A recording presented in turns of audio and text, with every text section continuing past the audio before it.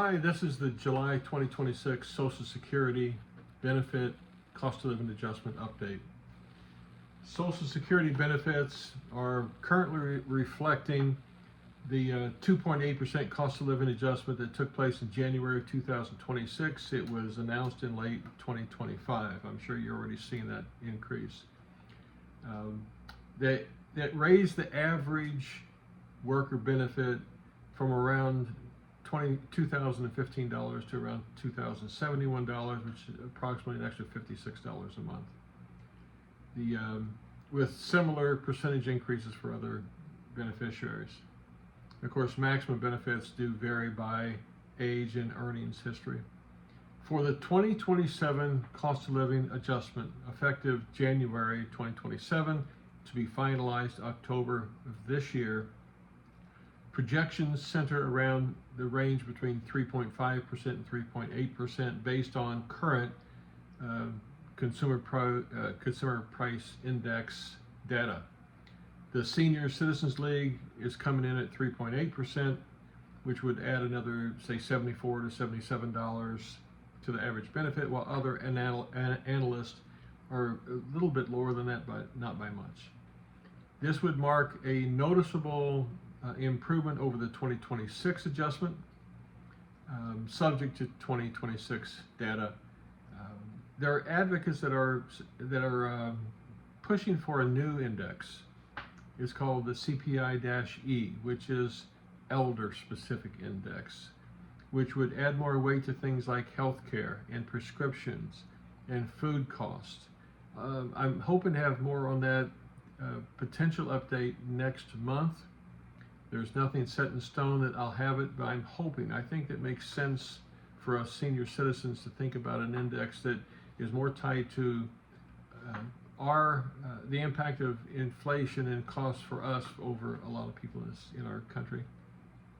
Recent index CPI says inflation rose 3.5% over year to year. Now that's down a little bit because energy costs came down a little bit over the last few weeks, and we don't know what's going to happen with energy costs, but for now they have come down a little bit.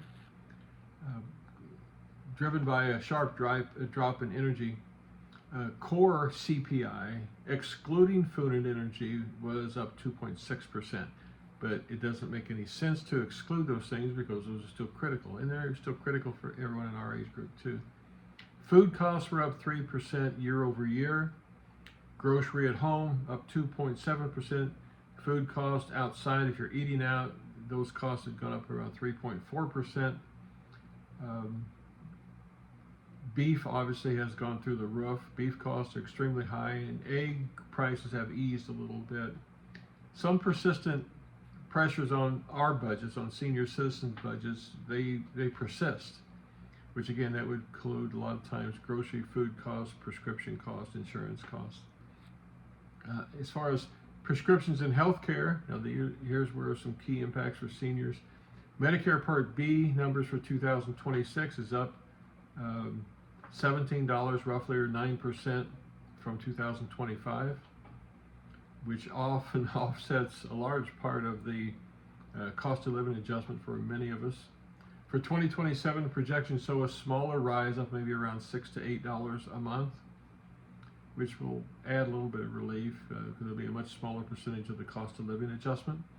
Part D prescription drugs for 2026 include an out-of-pocket cap that rises to $2,100 over $2,000 for some of us. That's a little bit of a benefit. There's going to be a lower prescription prices for 2027 on somewhere between 10 and 12 high-cost drugs. I'm not going to list all those. Sometimes it's hard to even pronounce the name of these. But I would say talk to your pharmacist. Are they expecting, if the drug you're taking, is it expected to be on the list of high-cost drugs that are going to be reduced for 2027?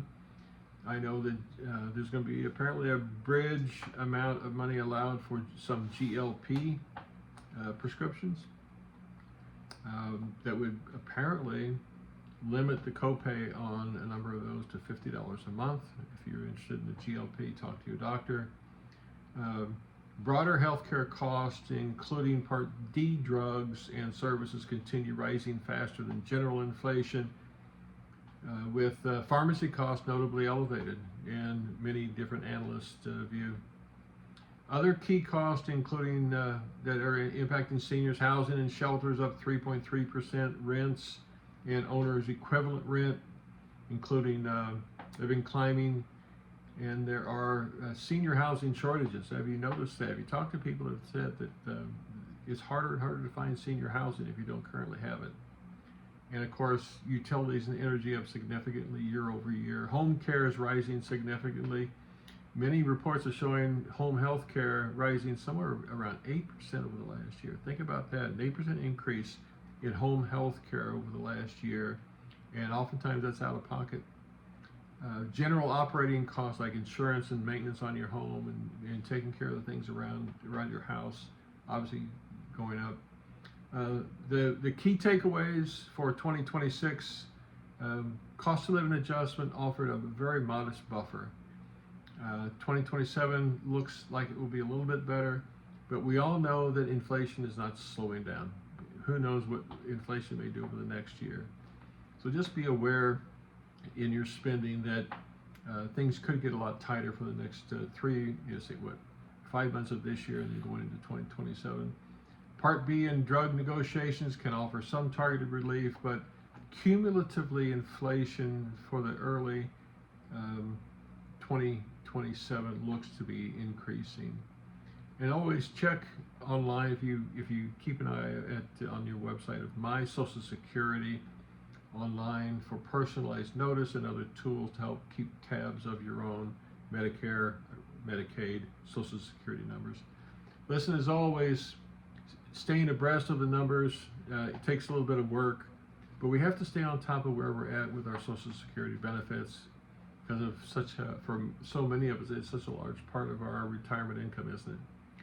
Well, listen, until we get together again for next month's Social Security benefit cost of living adjustment update, this is Robert. I appreciate you stopping by. And until we speak again, let's all age well together. God bless.